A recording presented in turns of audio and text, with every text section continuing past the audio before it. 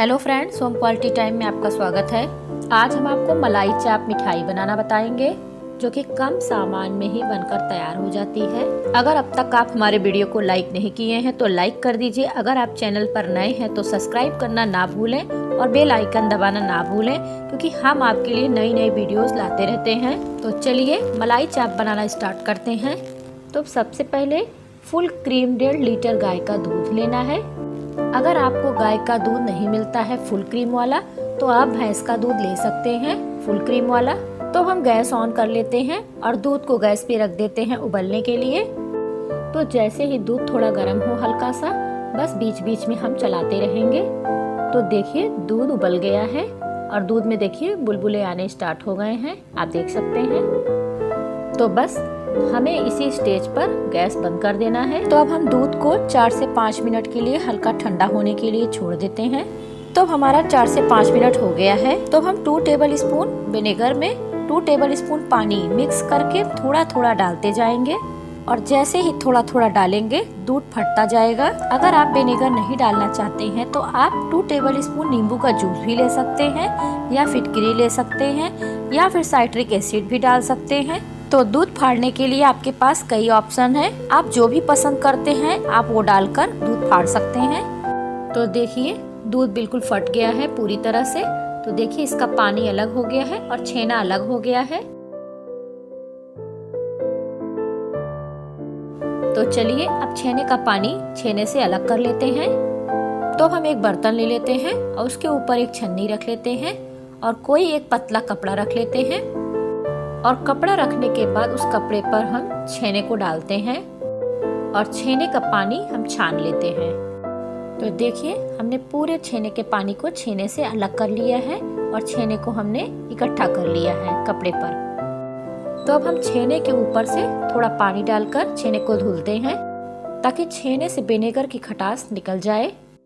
तो हमने अच्छे से पानी से धुल लिया है। तो देखिए ये छेने का पानी है। तो हम इस छेने के पानी से आटा गूंथ सकते हैं या किसी सब्जी में डाल सकते हैं। तो अब छेने को हाथ से मसल मसल कर पानी से धुल लेना है। तो हमने छेने को अच्छे से धुल लिया है। तो अब छेने का कपड़ा चारों तरफ से इस तरह से पकड़कर और प्रेस करते हुए बचा हुआ पानी निचोड़ लेते हैं। तो अब छेने की गांठ को इस तरह से 3 बार इस तरह से प्रेस करेंगे। तो चलिए अब हमारा छेना पूरी तरह से तैयार हो गया है। तो चलिए अब हम गांठ खोलते हैं। तो हमें इस छेने को किसी थाली पर या बर्तन में लेकर मसल मसल कर फेंटना है। तो हम इस छेने को अच्छे से पहले फोड़ लेते हैं इस तरह से, और जैसे ही ये पूरी तरह से फूट जाए बस उसके बाद मसलना स्टार्ट करते हैं। हमें छेने को तब तक मसलना है जब तक कि छेना पूरी तरह से चिकना ना हो जाए। तो हमने पूरी तरह से छेने को मसलकर चिकना कर लिया है। अब 1 टेबल स्पून मैदा छेने में डाल देते हैं। अब मैदा डालने के बाद अच्छे से फिर से मसलते हुए मैश करेंगे। हम छेने को तब तक मैश करेंगे जब तक कि पूरी तरह से चिकना ना हो जाए। बिल्कुल अच्छे से चिकना डो तैयार कर लेना है। तो चलिए मलाई चाप बनाने के लिए अगला काम करते हैं। तो हम गैस ऑन करके एक कढ़ाई रख लेते हैं। अब कढ़ाई रखने के बाद तो हम 2 बाउल चीनी डाल देते हैं। तो अब जिस बर्तन से हम चीनी नापे हैं उसी बर्तन से पानी लेंगे। तो अब हम 4.5 बाउल पानी डालते हैं। तो हमने 4.5 बाउल पानी डाल दिया है।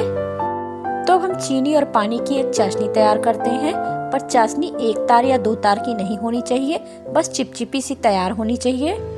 और बीच बीच में 1-2 बार चाशनी को हम चला देते हैं।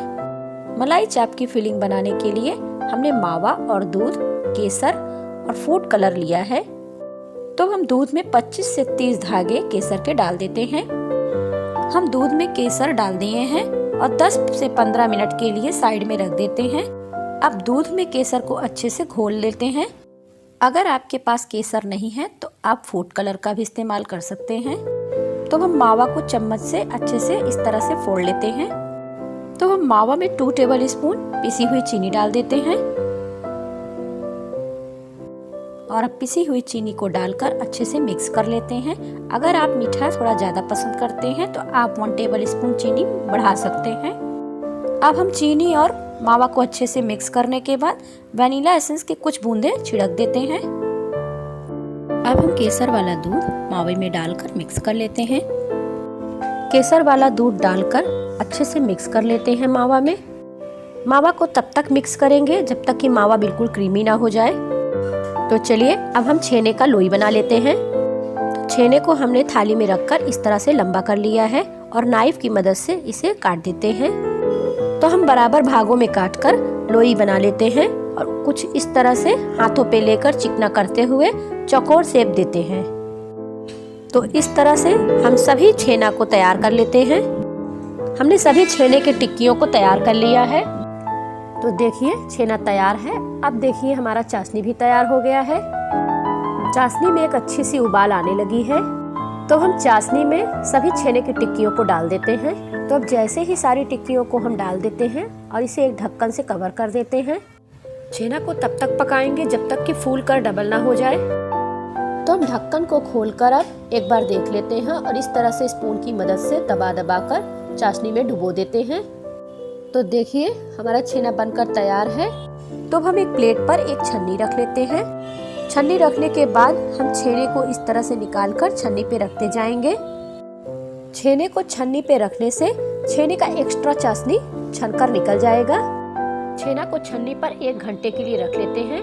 तो छेना को छन्नी पे रखे हुए 1 घंटा हो गया है। तो अब हम इसे चाकू से एक चीरा लगा लेते हैं। तो अब हम छेने को बीच से इस तरह से चीरा लगाते हैं। तो हम चीरा लगाते समय ध्यान रखेंगे पीछे से जुड़ा रहे छेना। तो अब छेने को बीच से काटने के बाद हम कुछ इस तरह से खोल लेते हैं और खोलने के बाद हम नाइफ की मदद से मावा फिल करते हैं। छेना को संभालते हुए मावा फिल करेंगे ताकि छेना ना टूटे। तो देखिए हमने सारे छेने को तैयार कर लिया है। तो हम घर की रखी ताजी मलाई ले लेते हैं और इस तरह से फेंटते हैं और फेंटने के बाद हम छेने के ऊपर स्प्रेड कर लेते हैं। तो हम सभी छेने पर मलाई अच्छे से स्प्रेड कर लिए हैं। तो हम छेने पर मलाई स्प्रेड करने के बाद हम गार्निश के लिए मावा थोड़ा सा बीच पे रख देते हैं। तो हम सभी छेने पे मावा रखने के बाद कुछ पिस्ता से भी गार्निश कर लेते हैं। अब पिस्ता से गार्निश करने के बाद कुछ टूटी फ्रूटी से भी गार्निश कर लेते हैं।